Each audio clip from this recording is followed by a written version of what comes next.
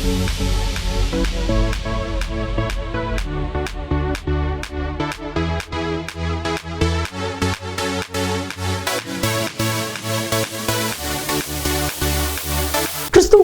பிரியமான தெய்வ பிள்ளைகளை வெளிப்படுத்தின விசேஷம் பரலோகத்தின் சில காட்சிகள், கர்த்தராகிய இயேசு கிறிஸ்துவனுடைய வருகை, பூமியின் ராஜ்யங்களுடைய வரலாற்றினுடைய முடிவுகள், இவைகளை வெளிப்படுத்துவது தான் வெளிப்படுத்தின விசேஷம். இதனுடைய ஆசிரியர் அப்போஸ்தலனாகிய யோவான் பத்மத்துவில் சிறை கைதியாக இருக்கும் பொழுது கிரேக்க மொழியிலே எழுதப்பட்டது. பெரும்பாலும் அடையாள மொழிகளிலே எழுதப்பட்ட இந்த புத்தகம் மதிப்பிற்குரிய டாக்டர் ரெவரண்ட் பால்ராஜ் அதிசயமணி அவர்கள் மூலமாக நமக்கு டிராஸ்டிவின் மக்களுக்கு இது போதிக்கப்படுகிறது. தெய்வ மனிதர், தெய்வனால் பரிசுத்த ஆவியானவரால் வல்லமையாய் பயன்படுத்தப்படுகிற இவர்கள் கருக்கலான சத்தியங்களையும் ஆழமான உண்மைகளையும் மறைவான மறைப்பொருட்களையும் வெளிப்படுத்தி நமக்கு சொல்லி புரியக்கூடிய நல்ல தெய்வ மனிதர். தொடர்ந்து பாருங்கள். கர்த்தர் அன்பு பால்ராஜ் அவர்களை வல்லமையாய் பயன்படுத்தி வருகிறார். இந்த வெளிப்படுத்தின விசேஷம் உங்களுக்கு மிகுந்த பிரயோஜனமாக இருக்கும். கர்த்தர் உங்களை ஆசீர்வதிப்பார். ஆண்டவருடைய பிரசன்னத்தில் மீண்டுமாக உங்களை காணுகையில் அதிக மகிழ்ச்சி அடைகிறேன். இந்நாளிலும் உங்கள் மத்தியில் இருந்த உறவு கொள்ளவும் ஆண்டவருடைய வசனத்தை பகிர்ந்து கொள்ளவும் தருணம் கொடுத்த ஆண்டவரை துதிப்பதோடு உங்களுக்கும் என்னுடைய நன்றியை நான் தெரிவித்துக் கொள்கிறேன். வெளிப்படுத்துகிற விசேஷத்திலிருந்து செய்திகளை நாம் படித்து தியானித்து வருகிறோம். 21ஆம் அதிகாரத்தில் நாம் நிற்கிறோம். இன்னொரு அதிகாரம் நமக்கு உண்டு. 21ஆம் அதிகாரத்தில் ஆண்டவர் புதிய வானம் புதிய பூமி அவற்றை சிருஷ்டித்ததாக யோவான் காண்பதாக இந்த காட்சியை நாம் காண்கிறோம். இந்த புதிய வானம் புதிய பூமியில் உள்ள பிரஜைகள் யார் அங்கே இருக்கிறார்கள் என்று பார்க்கும் பொழுது, முதலாவதாக அவர்கள் தேவ ஜனங்கள் என்றும், இரண்டாவதாக அவர்கள் திருப்தியான ஜனங்கள் என்றும், மூன்றாவதாக அவர்கள் தூய்மையான ஜனங்கள் என்றும் நாம் பார்த்தோம்.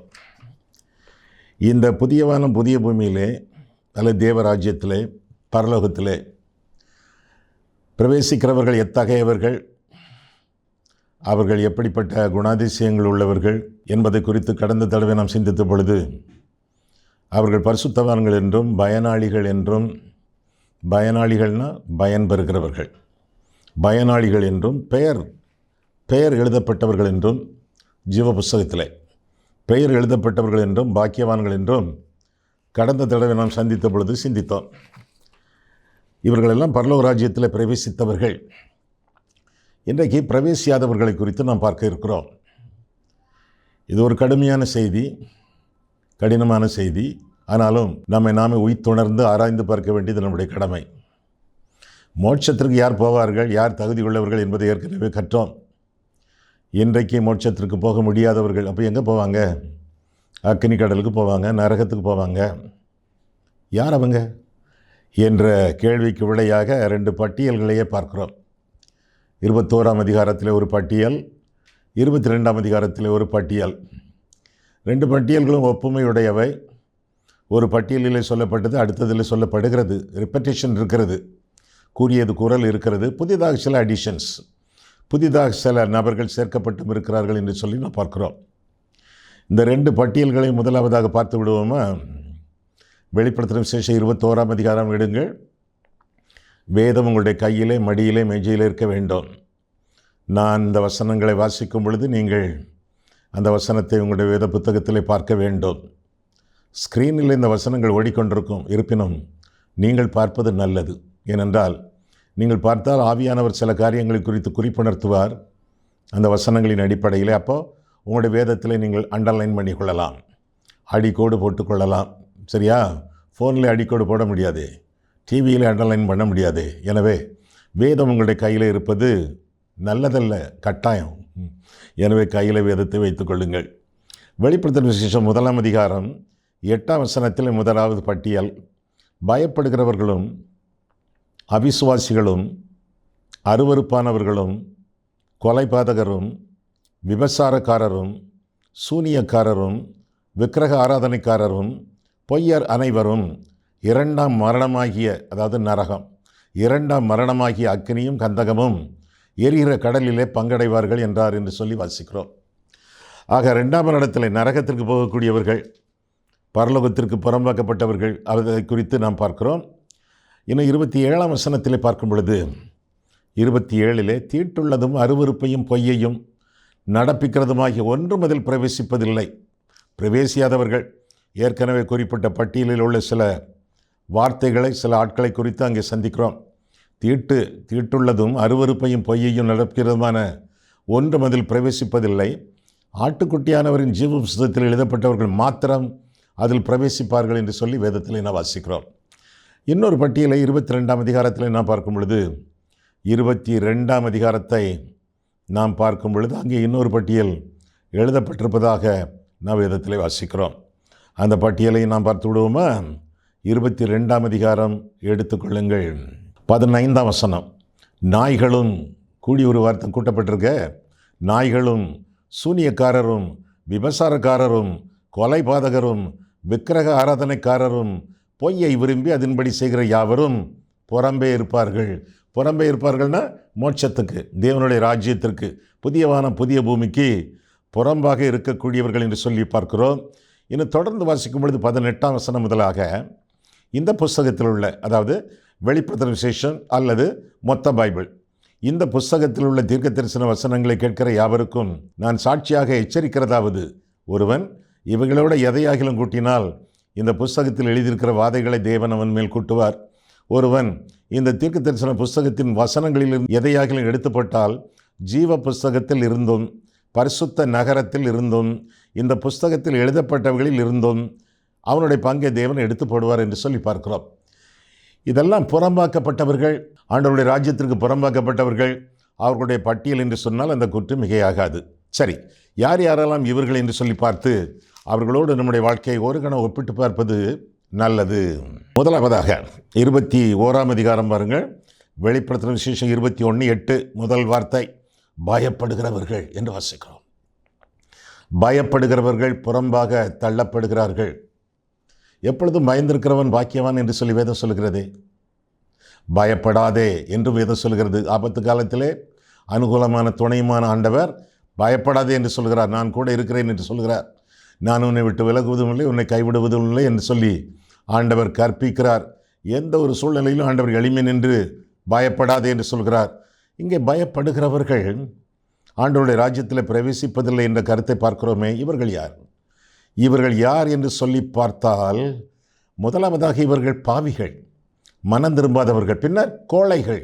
இப்படி பல விதத்திலே பயந்தாங்கொள்ளிகள் இந்த உலகத்திலே வாழ்ந்து வருகிறார்கள். ஆதாம் ஏவாள் உங்களுக்கு தெரியுமே, பயந்தார்கள். பயந்து அத்தியிலைகளை தைத்து ஆடைகளாக அணிந்து கொண்டு மரங்களுக்கு பின்னால் மறைந்து கொண்டார்கள் என்று சொல்லி நாம் வேதத்திலே வாசிக்கிறோம். யார் அவங்க? பாவிகள், மனம் திரும்பாதவர்கள். புசிக்கக்கூடாது என்று ஆண்டவர் சொன்ன கனியை அவர்கள் புசித்தார்கள், கீழ்ப்படியாமற் போனார்கள்.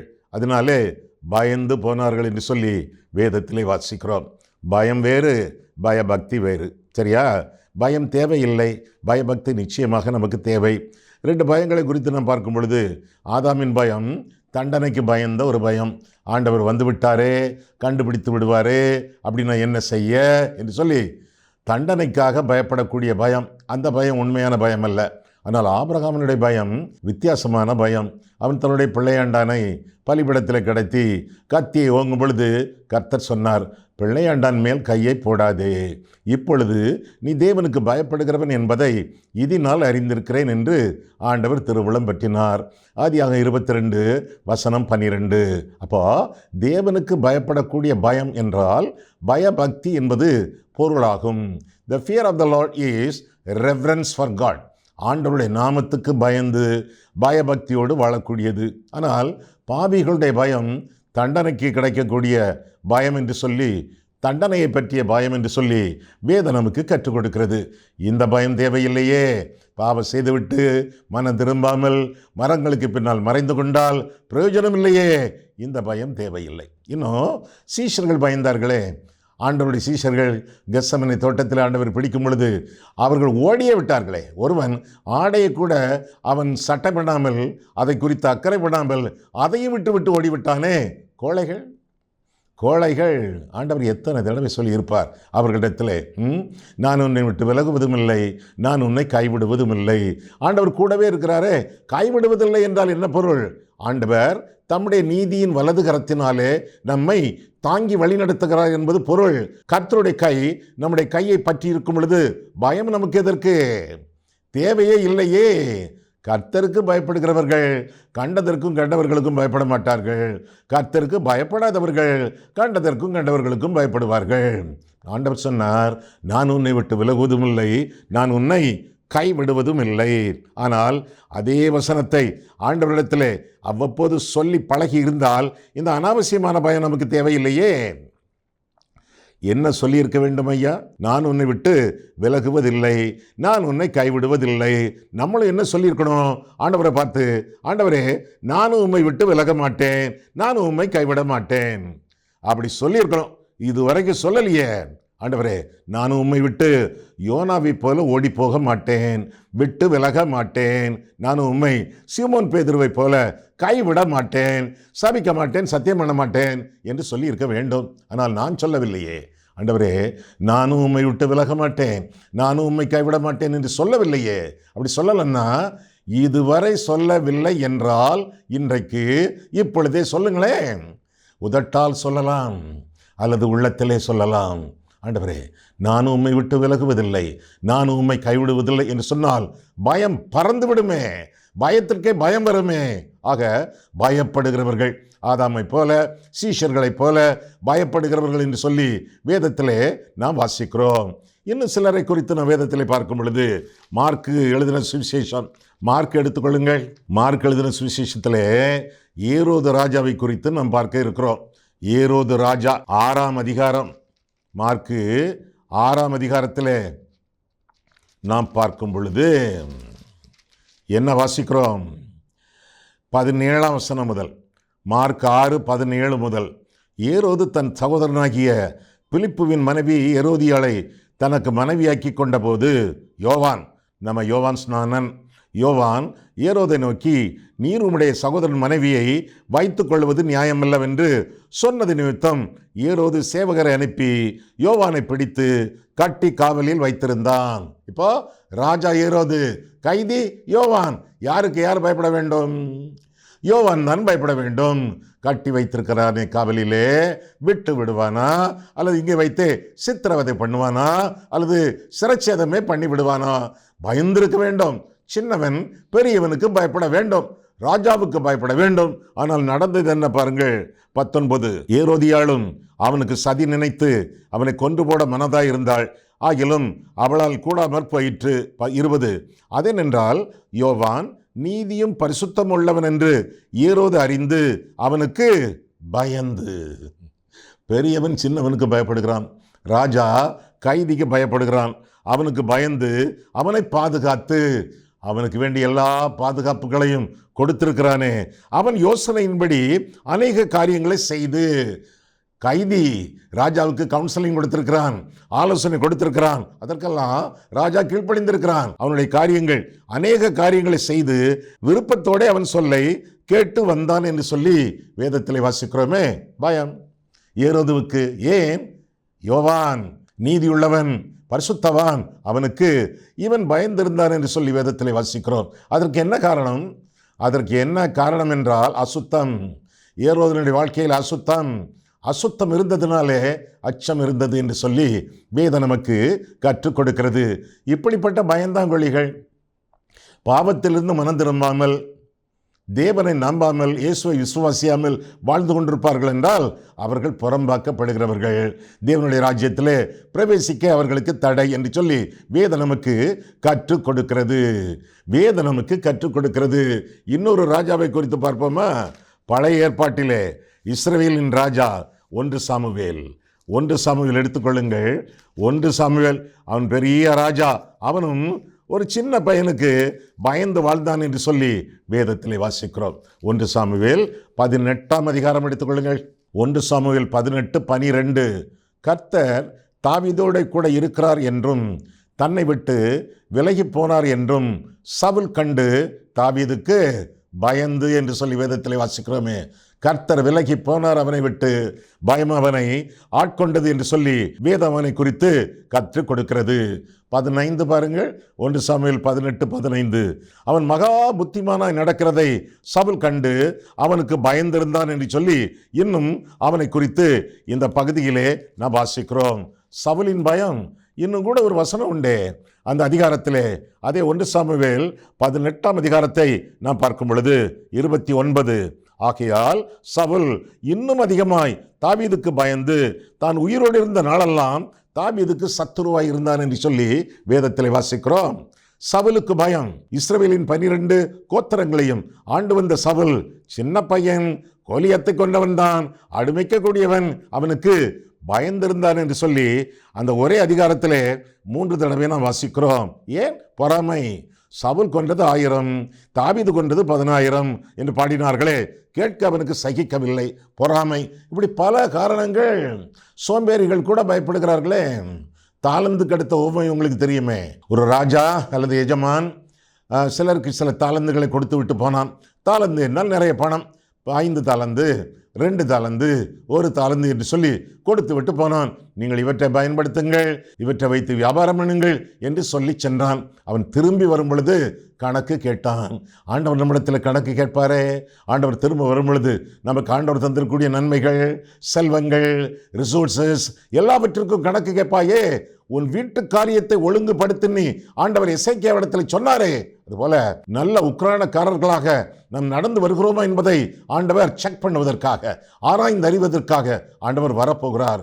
நல்லது செய்தோம் நன்மை கிடைக்கும், கெட்டது செய்வோம் புறம்பாக்கப்படுவோம். எப்படி? 5 தாளந்து பெற்றவன் பயன்படுத்தினான், அவனுக்கு 10 தாளந்து. 2 தாளந்து உள்ளவன் பயன்படுத்தினான், அவனுக்கு 5 தாளந்து. 1 தாளந்து உள்ளவன் பயந்து என்று வேதத்திலே வாசிக்கிறோம். 1 தாளந்துள்ளவன் பயந்தான் என்று சொல்லி வேதம் கற்றுக் கொடுக்கிறது. எஜமானுக்கு பயந்து, நீர் விதைக்காத இடத்தில் அறுக்கிறவர் அல்லவா, எனவே உம்மை நினைத்து நான் பயந்து என் தாளந்தை புதைத்து வைத்தேன் என்று சொல்கிறானே. எத்தனை தாளந்துகள் ஆண்டவர் நமக்கு தந்திருக்கிறார், எத்தனை வரங்கள் ஆண்டவர் நமக்கு அருளி தந்திருக்கிறார், எத்தனை திறமைகள் ஆண்டவர் நமக்கு தந்திருக்கிறார். தேவராஜ்யத்திற்காக, தேவ ஊழியத்திற்காக அவற்றையெல்லாம் பயன்படுத்துகிறோமா அல்லது சூறை செடியின் கீழே சுருண்டு கிடக்கிறோமா? சோம்பேறிகள் பயப்படுவார்கள் என்று சொல்லி வேதத்தில் வாசிக்கிறோம். பயப்படாத எலியா பயந்தான். காரணம், சூறை செடியின் அடியிலே சுருண்டு கிடந்தவன். நம்முடைய வாழ்க்கையிலே இந்த சோம்பேறித்தனமாகிய பயம் நம்முடைய வாழ்க்கையில் இல்லாமல் இருக்கத்தக்கதாக கர்த்தர் அருளிய நன்மைகள், தாளந்துகள், திறமைகள், வரங்கள் எல்லாவற்றையும் பயன்படுத்தி வாழ வேண்டும். ஐயா, என்கிட்ட வரமே இல்லையா, என்கிட்ட தாளந்தே இல்லையா சொல்ல முடியாது. ஒவ்வொருவரும் ஆண்டவரை பொறுத்த அளவிலே தன்னிகரற்றவர்கள். we are all unique creations. ஏன்னா நம்மை படைத்தவர் தன்னிகரற்றவர். எனவே தன்னிகரற்றவர்கள் என்ற கருத்தோடு ஆண்டவர் நமக்கு தந்திருக்கக்கூடிய வரம் அல்லது திறமை அல்லது தாளந்து, இதையெல்லாம் ஆண்டவருடைய மகிமைக்காக, ஆண்டவருடைய ராஜ்யத்திற்காக பயன்படுத்தி வாழ வேண்டியது நம்முடைய கடமை ஆகும். 1 கொரிந்தியர் 12ஆம் அதிகாரம் 7ஆம் வசனம் முதலாக பார்க்கும் பொழுது, the manifestation of the spirit is given to each one for common good என்று வாசிக்கிறோம். தேவனுடைய ஆவியினுடைய அனுக்கிரகம் அவனவனுடைய அல்ல, எல்லாருக்காகவும் பொதுநலத்துக்காகவும் அளிக்கப்படுகிறது என்று சொல்லி வேதத்திலே வாசிக்கிறோம். வரங்களை பூட்டி வைக்காமல், தாளந்தை அப்படி அமுக்கி வைக்காமல், கர்த்தருடைய ராஜ்யத்திற்காக, தேவனுடைய மகிமைக்காக பயன்படுத்தி வாழ வேண்டும். இப்படி பலவிதமான பயந்தாங்குழிகளை உலகத்திலே பார்க்கிறோம், வேதத்திலே பார்க்கிறோம். பயத்தை விட்டு விட்டு ஐயா, இந்த பயம் போகணும்னா சுருக்கமாக ஒன்று சொல்லுங்களேன். நாம் எல்லாருமே தேவ ஆவியினாலே நாம் நிரப்பப்படும் பொழுது பயம் நம்மை விட்டு பறந்து விடுகிறது. அப்போஸ்தலர் 1ஆம் அதிகாரம் 8ஆம் வசனம், பரிசுத்த ஆவி உங்களிடத்தில் வரும் பொழுது நீங்கள் பெலன் அடைந்து எருசலேமிலும் யூதேயா முழுவதிலும் சமாரியாவிலும் பூமியின் கடைசி பரிந்தமும் எனக்கு சாட்சிகளாய் இருப்பீர்கள் என்று சொல்லி கர்த்தர் நமக்கு கற்பிக்கிறார். எனவே ஆவியின் நிறைவோடு அனுதினமும் வாழும் பொழுது அச்சமின்றி ஆண்டவருக்கு மகிமையாக, ஆண்டவருக்கு மகிழ்ச்சியாக இந்த உலகத்திலே வாழலாம். ஆக முதலாவதாக பயப்படுகிறவர்கள் என்று பார்க்கிறோம். ஐயா, பட்டியல் ரொம்ப நீளமாக இருக்கும் போலுக்கு ஒரே செய்தியில் நீங்கள் சொல்லிவிடுவீர்களா? ஆஹா, அது எப்படி ஒரே செய்தியில் சொல்ல முடியும்? நீங்கள் தான் தொடர்ந்து வந்துக்கிட்டே இருப்பீங்களே. கேட்டுக்கிட்டே இருப்பீங்களே, உங்களை திருப்திப்படுத்தாம போவேனா? உங்களை திருப்திப்படுத்துவதற்கான திறமையை ஆண்டவர் கிருபையாக எனக்கு தந்திருக்கிறார். நீங்கள் வாழ்க, தொடர்ந்து இந்த செய்திகளிலே பங்கு பெறுக. வெளிப்படுத்தல் விசேஷம் 21:8. முதலாவது வார்த்தை பயப்படுகிறவர்கள், இரண்டாவதாக அவிசுவாசிகள் என்று சொல்லி அங்கே பார்க்கிறோம். அவிசுவாசிகள், விசுவாசிகள், அவிசுவாசிகள். விசுவாசிகள் யார்? அவிசுவாசிகள் யார்? அவிசுவாசிகள் நாத்திகர்களோ, கடவுளே கிடையாது என்று சொல்லக்கூடியவர்களோ, அவங்க தான் சொல்லிட்டு இருக்காங்க கடவுளை கிடையாதுன்னு சொல்லி. ஆனால் ஆண்டவர் சொல்கிறார், அவர்களுக்குள்ளே ஆண்டவரை பற்றிய, கடவுளை பற்றிய நம்பிக்கை உண்டு, அறிவு உண்டு. அவர்கள் சும்மா சொல்றாங்க தங்களை நாத்திகர் என்று. அவர்கள் ஆத்திகர்கள், அவர்கள் ஆண்டவரை அறிந்தவர்கள் என்று சொல்லி தம்முடைய வேதத்தின் மூலமாக தெய்வம் திருவுளம் பெற்றுகிறார். அப்படின்னா என்ன வித்தியாசம்? அவிசுவாசிகள், விசுவாசிகள். அவங்க யாரு? அவிசுவாசிகள் என்றால் ஆண்டவரை அறிந்து அவருக்கு கீழ்ப்படியாமல், அவரை கனம் பண்ணாமல், அவரை மகிமைப்படுத்தாமல், அவருக்கு கீழ்ப்படியாமல் தங்கள் இஷ்டப்படி வாழ்கிறவர்கள். அவர்களுக்கு அவர்களே கடவுள், அவருடைய தேவன் வயிறு என்று சொல்லி வேதம் சொல்கிறது. அப்போ ஆண்டவரை அறிந்தவர்கள், ஆண்டவரை அனுபவியாதவர்கள், அவர்கள் அவிசுவாசிகள். விசுவாசிகள் யார்? ஆண்டவரை அறிந்து, அவரை நேசித்து, அவருக்கு கீழ்ப்படிந்து, அவரை மகிமைப்படுத்தி வாழ அனுதினமும் துடிக்கிறவர்கள் என்று சொல்லி நாம் அறிந்து கொள்ள வேண்டும். ஆக இப்போ நான் சொன்ன சில காரியங்களை வேதத்தில் பார்த்து விடுவோமா? முதல்ல 10ஆம் சங்கீதம் எடுங்கள், முதல்ல 14ஆம் சங்கீதம் எடுங்கள். அங்கேதானே இருக்கிறது கடவுள் கிடையாது, கடவுளை நம்புகிறவன் முட்டாள், கடவுளை கற்பிக்கிறவன் முட்டாள் என்று சொல்கிறார்களே, அவர்களுக்கு தானே 14ஆம் சங்கீதம். அந்த 14ஆம் சங்கீதத்திற்கு ஒப்புமையான சங்கீதம் 53ஆம் சங்கீதம். ரெண்டும் ஒரே சங்கீதம். பிறகு வாசித்துக் கொள்ளுங்கள். இந்த வேத புத்தகத்திலே சங்கீத புஸ்தகத்தை ரவுண்ட் ஃபிகராக்க 149, அது 150ஆக்க ஒரே சங்கீதம் 2 தடவை சில சில வித்தியாசமான வார்த்தைகளோடு சொல்லப்பட்டிருக்கின்றன. எந்த 2 சங்கீதங்கள்? 14, 53. சரியா?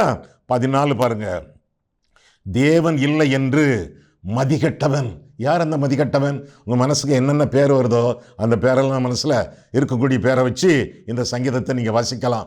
மதிகட்டவன் எவெல்லாம் இதுவரை கடவுள் கிடையாது, கடவுளை கற்பிக்கிறவன் முட்டாள், கடவுளை நம்புகிறவன் பைத்தியக்காரன் என்றெல்லாம் சொல்லி சென்றார்களோ, சிலை வடிவமாக நிற்கிறார்களோ, முட்டாள்கள் என்று வேதம் சொல்லுகிறது. திரும்ப 14ஆம் சங்கீதம் முதல் வசனம். தேவன் இல்லை என்று மதிகட்டவன் தன் இருதயத்தில் சொல்லிக் கொள்கிறான். மதிகட்டவர்கள் இருதயத்தில் சொல்லிக் கொள்கிறார்கள். இன்னும் பெரிய மதிகேடர்கள் வாயினாலும் சொல்லித் தருகிறார்களே, எழுத்திலும் வடிக்கிறார்களே. மதிகட்டவன் தன் இருதயத்தில் சொல்லிக் கொள்கிறான். அவர்கள் தங்களை கெடுத்து அருவருப்பான கிரியைகளை செய்து வருகிறார்கள். நன்மை செய்கிறவன் ஒருவனும் இல்லை, தேவனை தேடுகிற உணர்வுள்ளவன் உண்டோ என்று பார்க்க கர்த்தர் பரலோகத்திலிருந்து மனுபுத்திரரை கண்ணோக்கினார். எல்லாரும் வழிவிலகி ஏகமாய் கெட்டு போனார்கள், நன்மை செய்கிறவன் இல்லை, ஒருவனாகிலும் இல்லை என்று சொல்லி தொடர்ந்து நாம் வாசிக்கிறோம். அப்போ கடவுள் இல்லை என்று கதைக்கிறவர்கள் தீய காரியங்களை, அக்கிரம காரியங்களை, அருவருப்பான காரியங்களை, இச்சை கெடுத்த காரியங்களை செய்து கீழ்ப்படியாமல் வாழ்கிறார்கள் என்று சொல்லி வேதம் நமக்கு கற்றுக் கொடுக்கிறது. இன்னும் சுருக்கமாக தெளிவாக 10ஆம் சங்கீதம். 10ஆம் சங்கீதம் எடுத்துக்கொள்ளுங்கள். 10ஆம் சங்கீதம். ஒருத்தன் கடவுள் இல்லை கடவுள் இல்லைன்னு கதைக்கிறானே, அல்லது கதைத்து சென்றானே, அந்த ஆட்கள் யாருன்னு பாருங்க. 14ஆம் சங்கீதம் முட்டாள்னு சொல்லுது, 10ஆம் சங்கீதம் துன்மார்க்கன்னு சொல்லுது. 10ஆம் சங்கீதம் 2ஆம் வசனம், துன்மார்க்கன் தன் பெருமை, இருமாப்பு, பெருமையினால் சிறுமைப்பட்டவனை கடூரமாய் துன்பப்படுத்துகிறான். அவர்கள் நினைத்த சதி மோசங்களில் அவர்களே அகப்படுவார்கள். அடுத்த வசனம் 3, துன்மார்க்கன், அதே வார்த்தை 14 முட்டாள், இந்த 10 துன்மார்க்கன் தன் உள்ளம் இச்சித்ததை, இச்சை, 2ஆம் வசனத்தில் பெருமை, இருமாப்பு, 3ஆம் வசனத்தில் இச்சை, இச்சித்ததை பெற்றதினால் பெருமை, மீண்டும் இருமாப்பு, பெருமை பாராட்டி பொருளை அபகரித்து, கிடைக்கல அப்படின்னா அபகரிப்பு தான், பொருளை அபகரித்து தன்னைத்தான் போற்றி. ஏன் தன்னைத்தான் போற்றி? தான் தானே தனக்கு கடவுள். தன்னைத்தான் போற்றி கர்த்தரை அசட்டை பண்ணுகிறான் என்று சொல்லி வேதத்திலே வாசிக்கிறோம். அடுத்த வசனம் 4, துன்மார்க்கன். 53ஆம் சங்கீதத்தில் முட்டாள், மதிகட்டவன். 10ஆம் சங்கீதத்தில் துன்மார்க்கன். 3 தடவை இதுவரை நாம் வாசித்து விட்டோமே. தன் கர்வத்தினால், கர்வம்னா என்னது? பெருமை. இருமாப்பு. தன் கர்வத்தினால் தேவனை தேடான்.